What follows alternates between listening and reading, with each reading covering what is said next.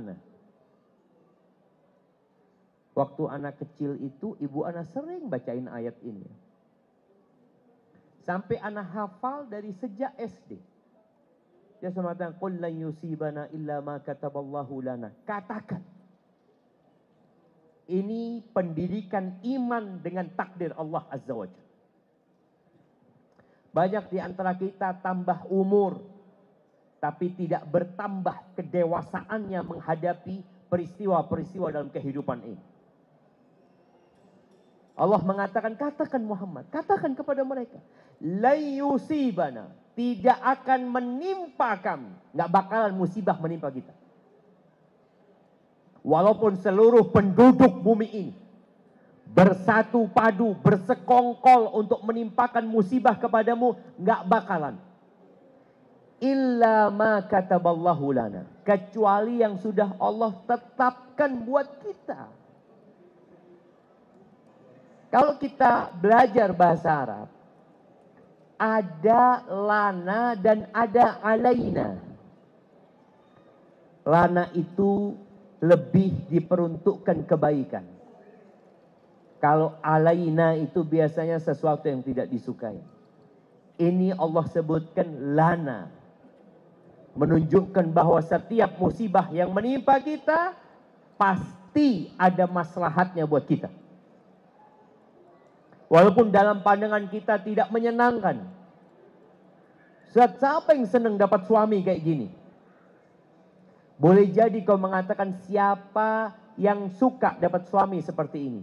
Padahal banyak wanita-wanita merindukan punya suami walaupun seperti suamimu. Cuma kita kadang-kadang lupa memandang kepada hikmah dari apa yang menimpa kita. Huwa maulana. Allah itu pelindung kita. Ingat, Allah itu lebih sayang sama kita daripada orang tua kita sama kita. Allah lebih sayang sama kita daripada anak-anak kita kepada kita. Allah lebih sayang kepada kita daripada pasangan hidup kita. Allah memberikan bala kepada Nabi Ayub alaihissalam. Allah memberikan bala kepada Nabi Yusuf alaihissalam. Allah memberikan bala kepada istrinya Fir'aun, kepada Nabi Nuh alaihissalam. Allah berikan bala kepada mereka. Padahal mereka adalah manusia-manusia pilihan yang dicintai oleh Allah Azza wa Jalla. Siapa yang ingat doanya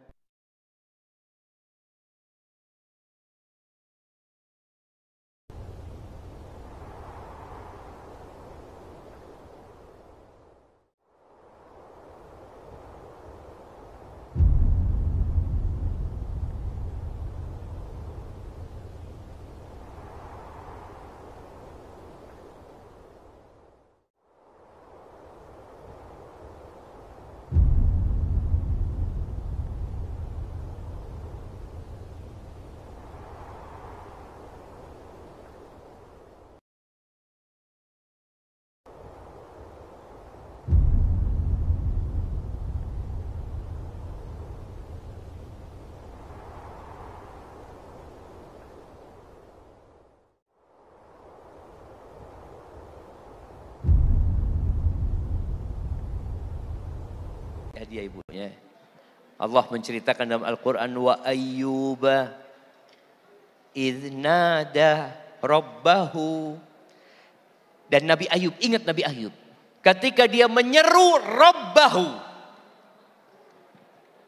Rabbahu itu Tuhannya. Nabi Ayub sedang menyeru yang menciptakan dirinya. Nabi Ayub sedang menyeru kepada Allah yang menciptakan langit dan bumi ini, dan yang dia sedang sakit saat itu. Anak-anaknya semua meninggal dunia, hartanya habis dan di tubuhnya dikasih penyakit. Dia menyeru Tuhannya mengatakan apa? Anni masani ad-dur. Ya Allah, aku disentuh dengan penyakit ya Allah. Aku disentuh dengan bala dan musibah ya Allah. Anni masani ad-dur wa anta arhamur rahimin. Dan engkau adalah yang paling pengasih ya Allah, di antara semua yang mengasihi. Maka ketika antum berada di titik yang paling lemah, yang bingung, Antum harus ingat Allah itu Arhamur Rahimin. Antum panggil Allah, ya Arhamar Rahimin, irhamni ya Allah. Tapi sebagian kita ketika kena musibah, dia suudzon sama Allah. Dia merasa sudah baik. Dia merasa sudah taat. Anak ini sudah puasa Senin Kemis Ustaz. Anak ini sholat malam. Anak ini berdoa. Lebih banyak mana doamu dengan doanya para nabi? Lebih panjang mana doamu dengan doanya Nabi Yakub yang menangis sampai buta ditinggal anaknya Yusuf alaihi salam. Kita kadang-kadang merasa sudah benar jam. Tolong. Allah itu lebih sayang sama kita. Maka baca ayat ini. La yusibana. Yakin. Yang menimpa kita sudah ditetapkan sama Allah Azza wa Jal. Dan pasti ada hikmah. Yang kedua, ingat. Pernikahan itu dapat menjadi salah satu ibadah terpanjang kalau diniatkan ibadah. Ibadah haji berapa hari? Siapa yang tahu? Yang pernah haji. Nah, berapa hari? 1 bulan. Berangkatnya. Ibadahnya. 40 hari. Lebih panjang lagi tuh. Ini sebulan kebanyakan. Berapa? 6 hari. Mulai tanggal berapa? 8, 9, 10, 11, 12, 13. Masya Allah. Kasih hadiahnya. Masya Allah. Nah, melihat ibadah haji yang tadi pandangan sebagian. Oh 1 bulan. Oh 4 bulan. Enggak. Ibadah haji itu dimulai tanggal 8 Hijriah. 8 Zulhijjah. Tanggal 8 jemaah haji ke Mina. Tanggal 9 ke Arafah. Tanggal 10 ke Mina lagi lempar jumroh. Kemudian mabit di Mina 11, 12, 13. Selesai. Jemaah haji kenapa lama? Karena gak bisa pulang. Kalau bisa pulang udah pulang duluan mereka. Iya jemaah. Karena berkaitan dengan tiket mereka. Taib. Ibadah puasa berapa lama? 1 bulan. Kalau nikah diniatkan ibadah. Berapa lama jemaah? Sampai mati. Istri yang dapat suami ngorok. Ibu-ibu, kalau suaminya ngorok diapakan? Sabar. Masya Allah, pakai headset dengarkan kajian. Sampai kapan Ustadz saya harus sabar menghadapi ngoroknya suami? Sampai kapan? Sampai mati. Ada anak sempat tidur dengan seorang ustadz, satu kamar. Ana lihat ustadz ini bersuara ketika tidur. Ana sampaikan. Antum kalau tidur ngorok enggak? Enggak sih. Istri antum enggak pernah ngomong apa-apa? Enggak pernah. Masya Allah. Istri soleha tuh jemaah. Enggak pernah. Padahal suaminya ngorok. Artinya anak atau mungkin hanya saat itu ya wallahu alam. Tapi ada istri yang gak pernah mempermasalahkan. Gak pernah dia komplain sama suaminya. Ya udah musibah. Ada dapat suami Masya Allah Ustaz. Suami anak ini baik banget. Tapi sayang dia pemarah. Anak sudah 17 tahun Ustaz sabar. Nih lihat. Bagaimana ibadah dia 17 tahun. Tapi dia ngomong, Ana udah gak kuat. Sudah 17 tahun dia menegakkan perintah Allah, melayani suami, bersabar. Tapi sekarang Ana udah gak kuat Ustaz.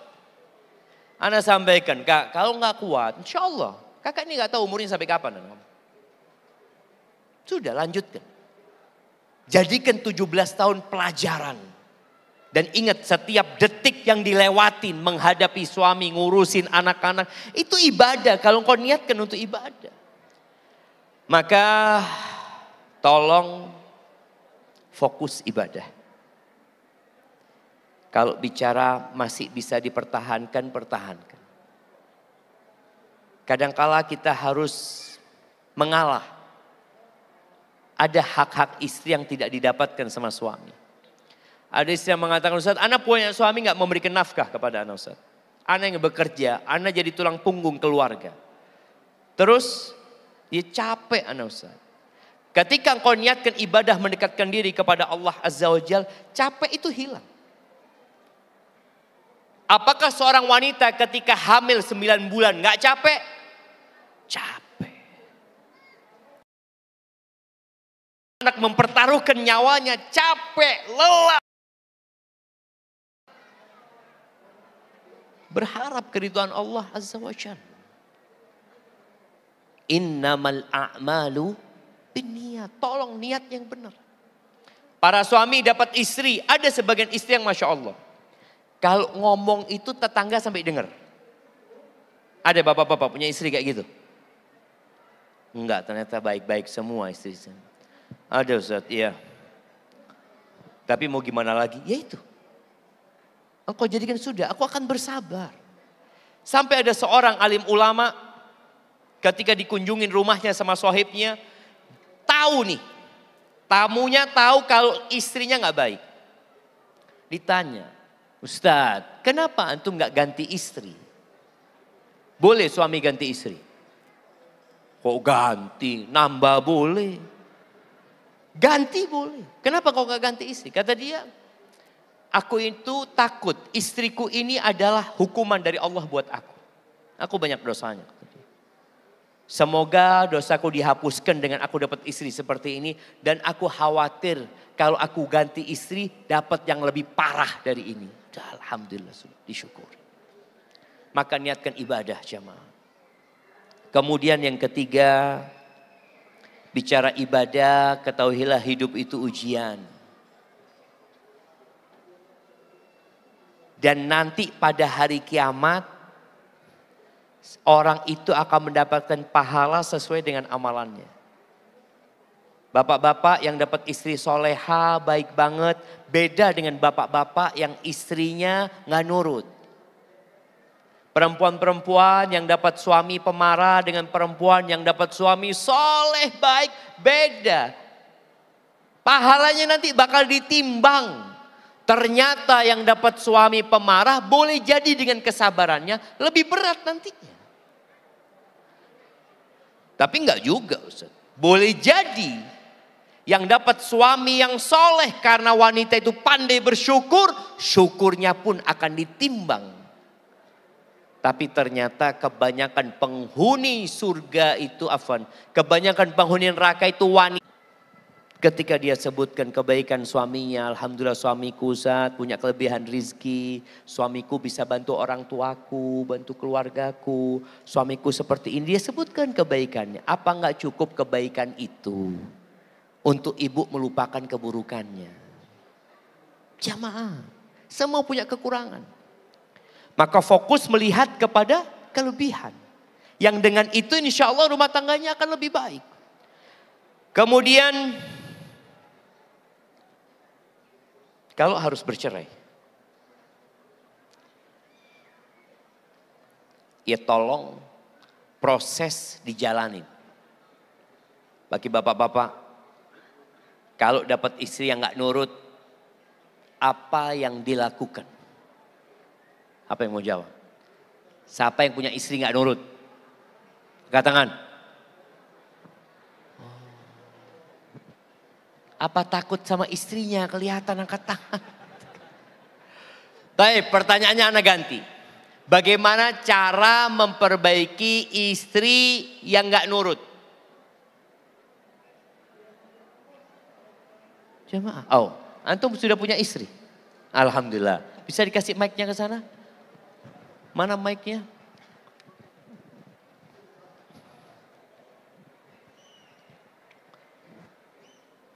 Berapa tahun antum menikah? Siapa nama antum? Anas. Anas, barakallahu fik Anas. Berapa tahun menikah Anas? 2 tahun. 2 tahun. Ada masalah di rumah? Alhamdulillah enggak ada. Enggak ada. Alhamdulillah. Bener enggak ada?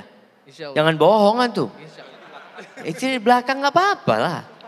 Nah, Taib, gimana cara menghadapi istri yang nggak penurut? Dengan berdoa mungkin. Ustaz. Dengan berdoa. Iya. Masya Allah. Gak apa-apa kasih hadiahnya dia. Nah. Betul, dia belum kena masalah kayaknya. Masih berdoa terus dia. Taib, siapa yang mau jawab? Ya di sini depan, kasih depan nih. Bismillah Ustaz. Masya Allah. Berapa tahun antum menikah? Baru kemarin Tat. Baru kemarin. Kemarin baru nikah? 3 Maret Tat. 3 Maret. Masya Allah. Langsung dapat masalah. Nah, kok langsung tahu dia cara menghadapi. Fadol, siapa nama antum? Abu Malik. Abu Malik, barakallahu lak wa barak alaik wa jama'a bainakum fi khair. Mudah-mudahan rumah tangga antum dijaga sama Allah Amin. SWT. Syukran Ustaz. Siap, silakan disampaikan bagaimana cara menghadapi istri yang nggak nurut. Iya bismillah. Kalau misalnya kita mendapati istri yang tidak nurut, yang pertama kita berdoa, betul tadi kata teman. Betul Kak Anas, cocok Yang antum kedua sama Anas ya. bersabar. Yang kedua bersabar. Karena Masya Allah. setiap pernikahan pasti kita akan diuji Ustaz. Masya Allah. Kita- Antum sudah rasakan ujian itu? Masya Allah. Nah, yang ketiga. Yang ketiga komunikasi yang baik. Ketika Komunikasi yang baik. ada permasalahan maka kuncinya yaitu komunikasi. Masya Ketika Allah. komunikasi kita baik maka insya Allah kedepannya kita pun baik. Masya Allah, barakallah. Yang seterusnya saling menerima.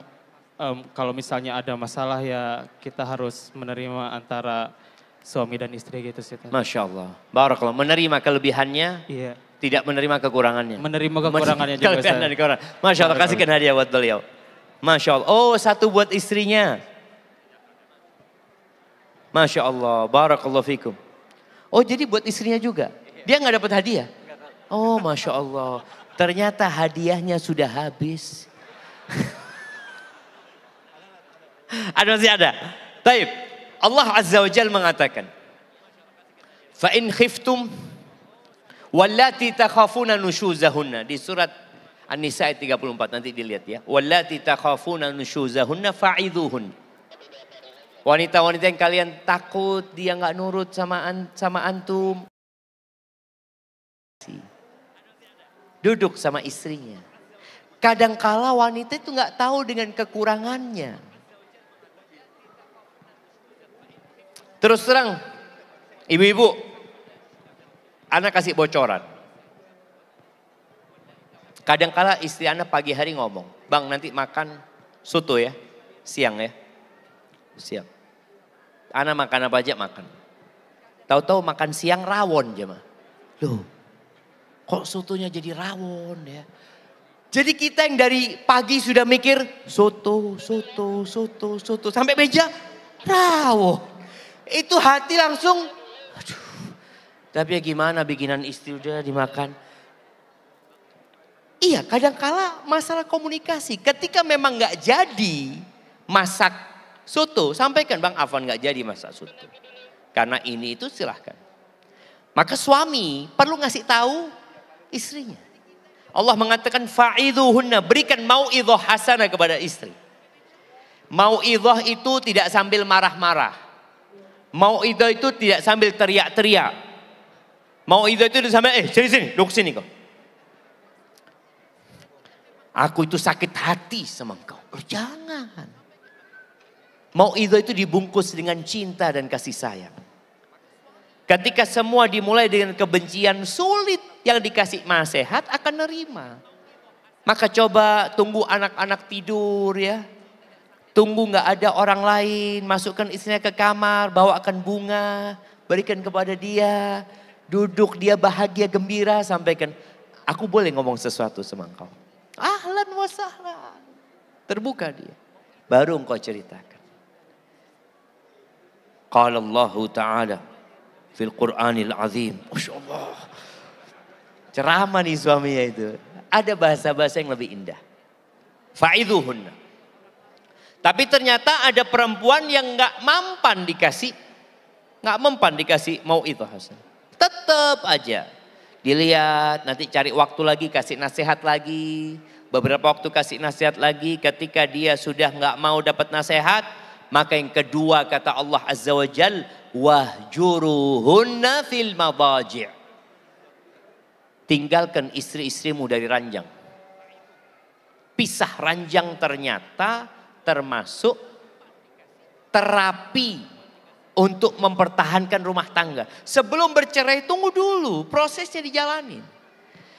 Kalau bisa tidur tetap satu kamar. Tapi sudah tidak dihubungin istrinya. Soalnya kalau keluar mungkin anak-anak kelihatan. Kenapa bapak tidur di ruang tamu, ibu tidur di dapur gitu kan.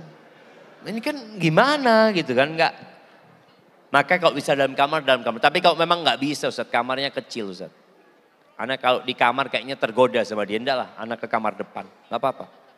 Dan ini kekuatan seorang wanita. Suaminya butuh sama dia. Ketika seorang suami nahan diri, dia tidak menghubungin istrinya, istrinya tahu kalau dia serius. Tapi banyak di antara kita yang 2 tahun ngasih tahu istrinya tetap, 5 tahun tetap. Kenapa? Karena dia nggak ikut tahapan yang Allah sebutkan ini. Seharusnya bisa serius engkau. Kalau memang kesalahannya kesalahan yang perlu untuk bisa ranjang. Yang ketiga, kata Allah Azza wa Jalla, wadribuhun, pukul. Boleh mukul istri. Bapak-bapak, boleh apa enggak boleh? KDRT antum. Sejatinya enggak apa-apa. Dalam hukum syariat boleh mukul yang tidak mematahkan tulang, yang tidak mememarkan. Mungkin dipukul tangannya, disentil tangannya, dikata ayolah. Itu kalau suami yang baik sama istrinya, baru disentil tangannya, istri sudah tahu suaminya serius. Tapi kalau suami suka berantem sama istrinya, ya nggak ada. Maka memukul kalau memang nggak harus memukul itu ya. Ketika memang bermanfaat dilakukan. Kalau nggak jangan, karena antum akan dilaporkan sama istri ke. Oh, tambah hadiahnya jamaah, masya Allah, mabrur. Antum akan dilaporkan. Ini buat para suami, tolong jangan mudah-mudahan menceraikan. Istrinya berbuat salah dikit, sudah berangkat engkau ke tempat orang tuamu. Loh, bukan itu tahapannya. Engkau itu nggak bisa mau naik ke lantai 3, tahu-tahu lo, gimana mau naik ke sana? Harus lewat tangga-tangga. Maka para suami ketika marah sama istrinya, ingat yang pertama dilakukan apa? Nasihat, cari waktu, tahan diri, kasih nasihat. Bagaimana istri ngasih nasihat suaminya?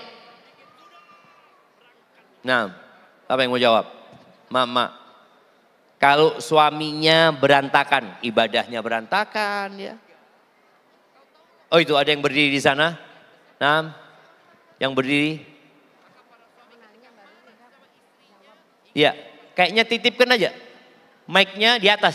Kasihkan yang di atas untuk diberikan ke belakang. Nah, Masya Allah. Kita ini saudara jamaah. Antum minta tolong sama saudara antum sendiri. Assalamualaikum warahmatullahi Masya wabarakatuh. Allah. Waalaikumsalam warahmatullahi wabarakatuh. Nah, tafadhali. Pertama Ibu kali, udah berapa tahun menikah? udah belasan. 13 tahun. Masih bertahan rumah tangganya? Masih, alhamdulillah Suaminya baik? baik. Alhamdulillah. Terus berapa kali ngasih nasihat suami ibu? Pertama kalinya saya melihat gelagatnya yang beda. Gelagatnya mulai lain. Soalnya saya bertahajud, bercerita kepada Allah. Masya Allah. Mohon dibukakan pintu hatinya, minta dirahmati dan didoakan. Paginya saya ngikutin apa perintah dia, seperti biasa saya kewajiban seorang istri. Keduanya saya meminta dinasehati nama saya, cari waktu yang nggak selamanya marahan kan. Ada waktu yang untuk enak gitu. Diajak jalan-jalan, kemana makan. Di situ bisa masuk nasihatnya. Masya Allah, Masya Allah. Dan berhasil ibu? Berhasil. Jadi benar suaminya ibu? Benar. Alhamdulillah. Allah itu maha mendengar dan diijabah. Allahu Akbar, dengarkan tuh jamaah. Kadang-kala kita tuh doanya yang kurang. Sudah doanya kurang, suudzon sama Allah. Ana ini udah doa Ustaz, sebulan Ustaz, kok nggak dikabul-kabulkan sama Allah. Ini suudzon sama Allah Azza wa Jalla. Allah janji, ud'uni astajib lakum. Mintalah kepadaku, pasti aku kabulkan, kata Allah Azza wa Jalla. Sabar, berdoa, mohon sama Allah, cari waktu. Jadi kalau dari suami ke istri itu, ya kasih nasihat. Kalau dari istri ke suami, kasih masukan. Sampaikan kepada suaminya, minta maaf dulu ini dan itu. Kemudian mudah-mudahan dengan itu suaminya mau menerima. Tapi kalau nggak bisa, masih berantem terus Ustaz. Cara selanjutnya adalah mediasi. Lihat, kita nggak bicara cerai jemaah. Kata-kata cerai itu tolong disimpan terakhir, nanti kalau sudah nggak mungkin baru dikeluarkan. Istri juga jangan sedikit-sedikit minta cerai, gugat cerai. Sudah Anda mau pulang ke rumah orang tua, jangan. Kita hidup diuji sama Allah Azza wa Jalla dan mudah-mudahan ujian itu mengangkat derajat kita. Ahibati fillah, ini bukan tempat bersenang-senang. Bukan tempat bersenang-senang. Di sini tempat berjuang untuk mencari keridhaan Allah Subhanahu wa taala. Tadi proses selanjutnya kalau memang nggak ketemu, dikasih nasihat nggak mau, perlu mediasi. Allah katakan fab'athu hakaman min ahlihi wa hakaman min ahliha. Kirim utusan dari pihak suami, kirim utusan dari pihak istri, dimusyawarahkan. Makanya sampai saat ini di pengadilan agama itu sebelum diputuskan cerai mesti diusahakan untuk mediasi. Usahakan gak perlu ke pengadilan agama, mediasi keluarga sendiri. Kalau memang masih bisa dipertahankan, dipertahankan. Kalau gak mungkin, bercerai baik-baik. Bercerai yang sesuai dengan sunnah. Ya, Ana mau tanya nih bapak-bapak. Perceraian yang sesuai dengan sunnah kapan?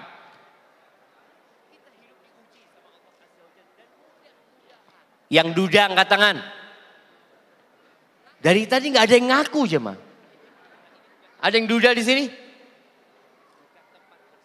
Oh nggak ada. Taib. Mungkin sudah nikah lagi. Yang pernah menceraikan istrinya? Ya, kasih mic beliau.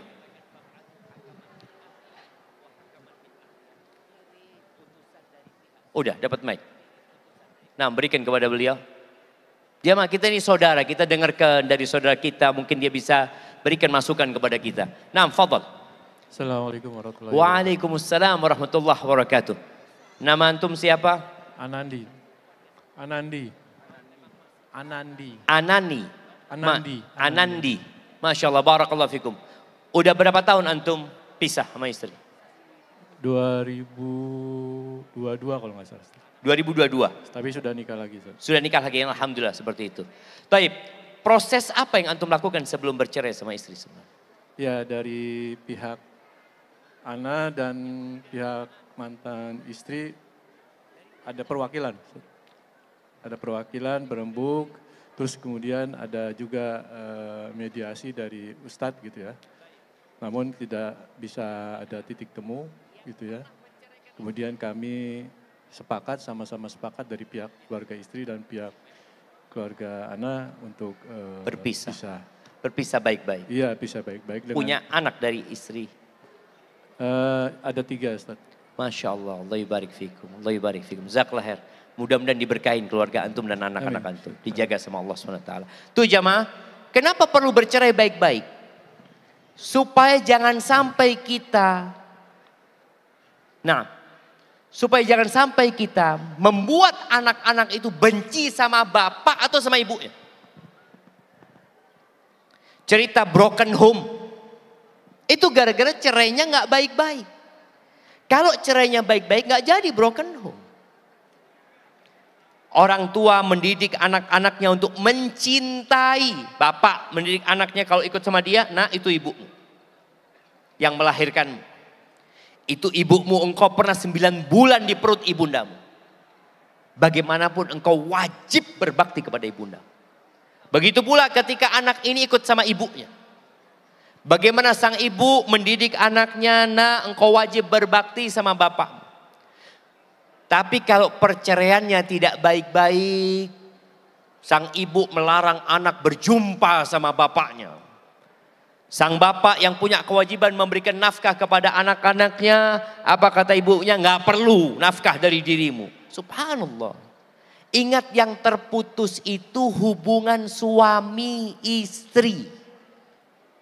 Dan kewajiban memberikan nafkah kepada anak 100% kewajiban bapaknya. Walaupun sudah bercerai. Makanya bercerai yang sesuai dengan sunnah. Dalam Al-Quran ada surat At-Tolak. Surat perceraian. Baca tuh. Surat perceraian. Allah mengatakan, ya ayyuhan nabiyyu idza tallaqtumun nisa' fatalliquhunna li'iddatihinna wa ahsul iddah. Kata Allah, wahai Nabi, kalau engkau menceraikan istri-istri kalian, maka ceraikan sesuai dengan masa iddahnya. Jadi cerai yang sesuai dengan sunnah itu menceraikan istri dalam kondisi suci, belum dihubungin. Jadi orang kalau mau menceraikan istrinya itu mikir,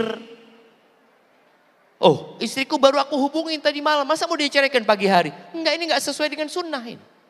Nunggu, kalau engkau memang niat menceraikan, nunggu nanti masa suci, engkau ceraikan.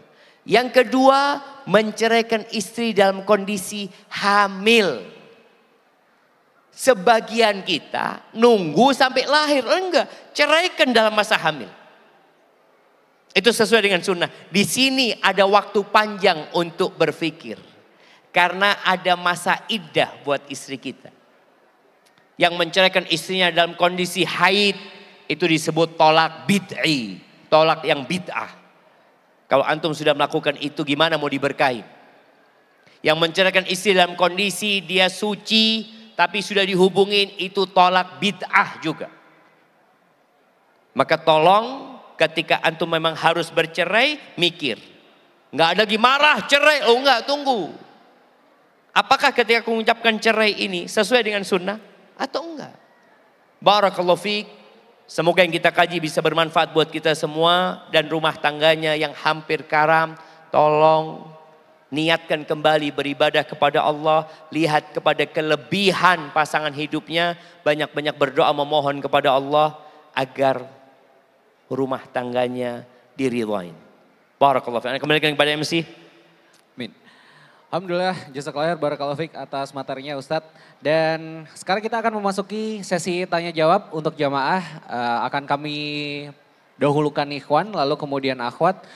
Silahkan angkat tangannya dan kami akan memilih sesuai dengan tema, Masya Allah. Satu bapak itu terlebih dahulu, boleh mic-nya? Yang itu dulu ya Pak. Sebelah sana. Mas. Coba angkat tangan lagi Bapak biar ini. Tadi yang pakai peci. Iya, dikirim aja mic-nya, dikirim aja biar cepet. Nah.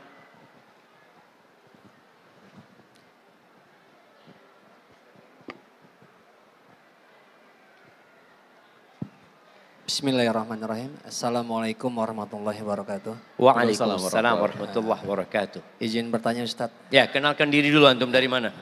Ana Abu Zakir dari Pluit. Masya Allah, barakallahu fiik. Izin bertanya Ustadz, mohon nasihat dan solusinya kira-kira bagaimana kita orang tua menyikapi rumah tangga anak kita. Ketika anak kita yang berumah tangga masih dalam usia yang mungkin muda pernikahannya. Sehingga kita orang tua tidak menjadi pihak ketiga yang nanti bakal menjadi rumah tangganya karam. Sebab saat ini mungkin ya anak pribadi sedang mengalami hal seperti itu. Mohon nasihatnya Ustaz. Dan mohon doanya untuk rumah tangga anak kita. Barakallahu fiik. Barakallahu fiik. Assalamualaikum warahmatullahi wabarakatuh. Waalaikumsalam warahmatullahi wabarakatuh. Mudah-mudahan dijaga rumah tangga anaknya. Allahu Akbar jamaah. Jadi bujangan susah. Kepingin menikah. Ketika menikah ternyata banyak ujian dalam pernikahan. Berpikir kalau punya anak insya Allah hidupnya lebih nyaman. Punya anak, ujian di anaknya. kita nggak akan pernah keluar dari ruang ujian. Yang ada hanya berpindah dari satu ruangan ke ruangan selanjutnya. Sekarang Bapak ini Masya Allah. Alhamdulillah rumah tangga dia terjaga. Sampai punya anak dan menikahkan anaknya. Tapi ternyata ujian ada di anaknya. Apa yang harus dilakukan orang tua ketika ada masalah di anaknya? Yang pertama bagi para orang tua penting untuk menyampaikan kepada anak bahwa pernikahan itu memang seperti itu. Pernikahan itu penuh perjuangan. Nggak semuanya seneng-seneng. Jadi kadang-kala kan mereka berpikir kok tidak sesuai dengan ekspektasi dia gitu loh. Kok kayak gini? Loh enggak. Sama bapak ibu ini juga butuh perjuangan mempertahankan pernikahan. Dan pernikahan itu juga nggak harus cinta. Sedikit rumah tangga dibangun atas cinta. Maka perlu disampaikan kepada anaknya. Yang kedua, orang tua lebih mengarahkan anaknya untuk sabar dan melihat kepada kelebihan. Kalau dia punya anak perempuan, jangan langsung ke suaminya anaknya. Tapi anak kita sendiri. Tapi kalau harus ke suami anaknya nggak apa-apa. Ngomong sama dia, ya memberikan nasihat kepada dia. Dengan nasihat yang baik. Kalau ternyata dua orang ini tidak bertegur sapa, ya udah datang kepada dia, nggak perlu kasih nasihat, tapi perlu menyapa dia. Datang ahlan, minta maaf ya kalau anakku mungkin berbuat salah ya. Jadi lebih mengedepankan bagaimana dipertahankan bukan berpisah. Di rumah tangga putri Nabi SAW ada masalah. Pernah Nabi SAW masuk ke rumahnya Fatimah, nggak ada suaminya. Padahal biasanya suaminya tidur di jam segitu. Ditanya sama Nabi SAW, Aina ibnu ammika? Mana anak pamanmu? Mana anak pamanmu? Nggak dibilang mana suamimu, enggak. Anak pamanmu. Apa kata Fatimah? Ghadabani anifan falam yaqil indi. Ya, dia marah tadi sama aku. Dan dia nggak tidur siang di sini. Lihat. Dicari sama Nabi SAW. Bagaimana nih peran orang tua? Tidak belain putrinya. Tapi dia mencari solusi. Dengan mencari suami putrinya. Dicari ternyata Ali tidur di masjid. Sallallahu ala nabiyina wasallam. Maka nasihat ana, kalau antum punya masalah, nggak bisa pisah ranjang di rumah, antum tidurlah di masjid. Boleh tidur di masjid. Sampai masjid dilarang tidur di masjid. Padahal masjid itu solusi sebenarnya. Maka bagaimana kita mengembalikan tugas masjid? Ternyata tugas masjid salah satunya menerima orang-orang yang bermasalah sama istrinya. Seharusnya dibuka. Boleh tidur di masjid yang punya masalah sama istrinya. Enak tuh. Jadi ada tempat. Dicari sama Nabi SAW. Ternyata tidur di masjid. Di sini Nabi SAW tidak marah kepada Ali. Tidak kenapa engkau marah kepada putriku itu. Enggak, ngomong baik-baik Nabi SAW. Ya Abaturakum, ayo bangun engkau katanya dia. Setelah itu baikanlah Ali dengan Fatimah. Jadi ada hal-hal yang sederhana sebenarnya yang dapat memperbaiki. Jangan memperkeruh keadaan. Kemudian orang tua juga harus paham. Dua orang ini baru belajar berumah tangga. Belajar berumah tangga. Seperti orang yang belajar naik sepeda. Itu akan jatuh biasanya. Ketika jatuh akan terluka.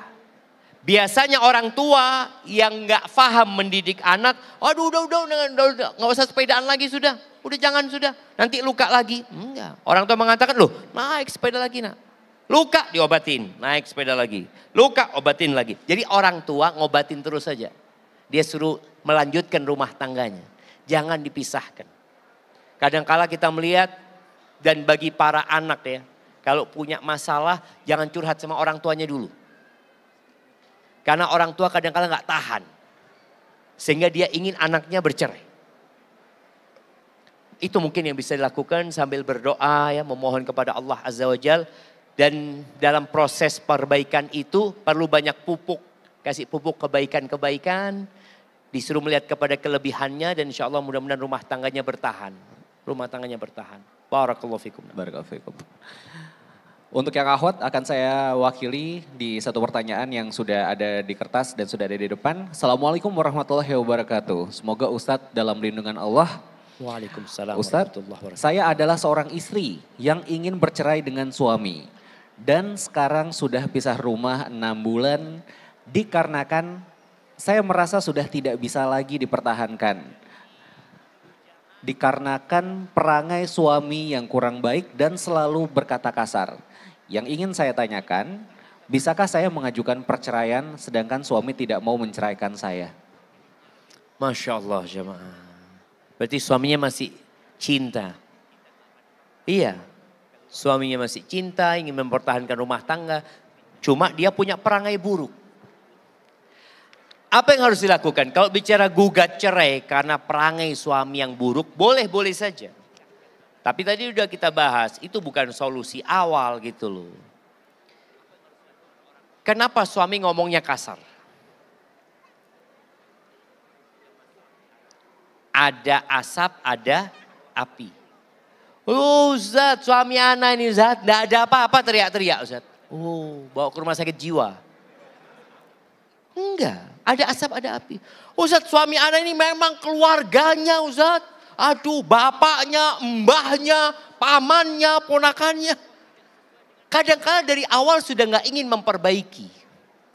Udah putus asa. Padahal bisa diperbaiki. Umar ibn Khattab radhiyallahu ta'ala anhu. Itu ingin bunuh Nabi SAW. Abu Sufyan ingin bunuh Rasul SAW. Ternyata mereka bisa berubah menjadi lebih baik. Maka tinggal bagaimana menyikapi. Yang pertama tentunya sabar. Kalau dikatakan suami anak ngomongnya kasar. Kapan dia ngomong kasar? Catat. Oh, dia ngomong kasar biasanya kalau ada kesalahan dari anak. Kita itu sering menyalahkan orang lain. Tapi lupa, kenapa dia berbuat itu kepada anak? Maka tolong ya, mulai saat ini kita mau masuk bulan Ramadan juga ini masa-masa kita untuk bertobat kepada Allah, mengakui kekurangan dan kesalahan kita. Iblis berbuat dosa apa tidak? Berbuat dosa. Nabi Adam berbuat dosa apa tidak? Berbuat dosa. Iblis gak nurut, Nabi Adam gak nurut. Tapi kenapa Nabi Adam dirahmati, Iblis dilaknat? Jawabannya yang salah. Iblis ditanya, kenapa engkau gak sujud? Oh, aku lebih baik dari dia. Bela diri dia. Nabi Adam ditanya, kenapa engkau makan dari pohon? Rabbana zalamna anfusana. Ya Allah, kami menzalimin diri kami ya Allah. Kami salah ya Allah. Wa illam taghfir lana wa tarhamna. Kalau engkau enggak ngampunin kami, enggak menyayangi kami akan jadi orang-orang merugi ya Allah. Mengakui kesalahan dan itu berat. Kalau dikatakan tadi suaminya masih cinta, 6 bulan ditinggal suaminya masih enggak mau pisah. Ini menunjukkan suami butuh tapi dia punya kekurangan. Maka bagaimana istri sekarang mengurangi kekurangan suami? Kalau suami marah, Ustaz, wallah masalah sepele Ustaz. Dia besar-besarkan. Oke, engkau tahu, engkau punya suami, nggak boleh ada masalah sepele. Maka hilangkan masalah sepele. Wallah Ustaz, anak cuma salah ngomong, dia udah teriak-teriak. Jangan salah ngomong. Jadi usahakan istri memberikan pelayanan kepada suami yang suami tidak bisa ngomong kasar. Ya, ada sebuah kisah, mungkin sebuah permisalan ya. Ketika ada seorang istri mengeluhkan suami anak kasar, ini tuh macam-macam. Gimana cara anak menundukkan suami anak? Kata gurunya ini, oh caranya engkau harus bawa ke sini 3 kumis singa. Gimana ya sudah terserah. Engkau katanya mau suamimu baikan sama engkau. Nurut ya baiklah. Subhanallah akhirnya istrinya tiap hari ke kebun binatang.